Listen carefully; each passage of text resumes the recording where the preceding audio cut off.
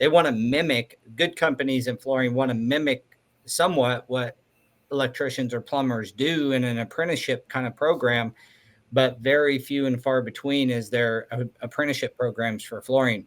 So we struggle with getting the really to the qualified side. You know what I mean? So we can get guys, but there's no way to verify if they're qualified unless they're in on the platform. There's no way to verify. You know, a guy can tell you, yeah, I've been doing it 20 years. How do you know? Right. Give me some references. They give you their cousins. Like you got to have, and the way that you guys are set up, geez, I tell you that's a good thing in a lot of ways. I'm sure you guys appreciate it, but it's a good thing that make sure that you have some structured program for the guys to go to the next level.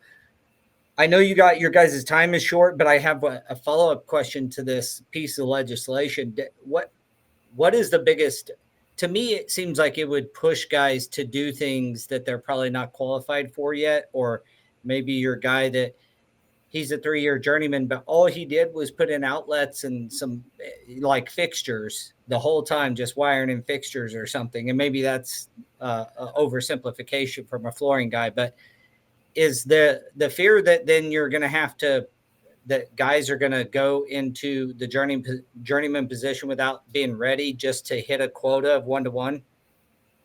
I think some of it's going to be, so for instance, our company, I mean, we're a smaller contractor in the grand scheme of things. Technically, if that legislation would have passed, we would have had to let 2 people go because we don't have enough licenses to account for how many apprentices we have. So those people that have dedicated 2 or 3 years now, all of a sudden it's like, I'm sorry, we can't employ you anymore because legally we aren't allowed to.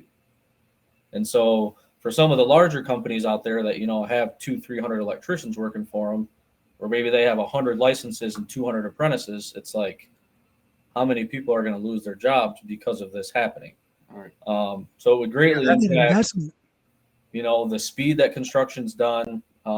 There would be a lot of wage increases because as far as precious as journeymen are now, I mean, their value would have just skyrocketed. And people, I mean, obviously companies would have just been fighting for licenses, I mean, across the state. Would this also consolidate, like smaller companies may go out and the bigger companies, dare I say union, but like consolidate, because the guys, the journeyman would always be going like to the whoever's going to offer them the most money because they need more journeymen to be able to keep the amount of apprentices they have. Essentially, the big companies would gobble up. At least outside looking in, it seems like the big companies would gobble up the journeymen. They got the cap space and maybe the cash to do so, and the smaller, really good companies out there could you'd have to basically push out almost. Yeah, I would say that would have been. I don't know. It would have been, you know, everybody would have went through that, but I would say a lot of the smaller companies would have gotten driven out.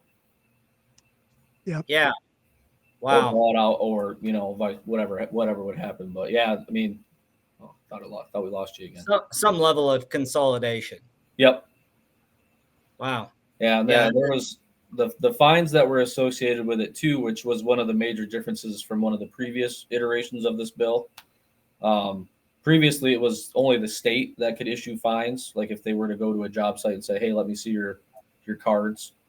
So now it was any local authority. So like if our local Grand Rapids electrical inspector would have come to a job site and said, "Hey, you have 3 apprentices and 1 journeyman here," then the city of Grand Rapids would receive that fine money in lieu of the state. So like the old Western deputization. Yeah. So it was more incentive for the local, you know, authorities to really, you know, enforce it.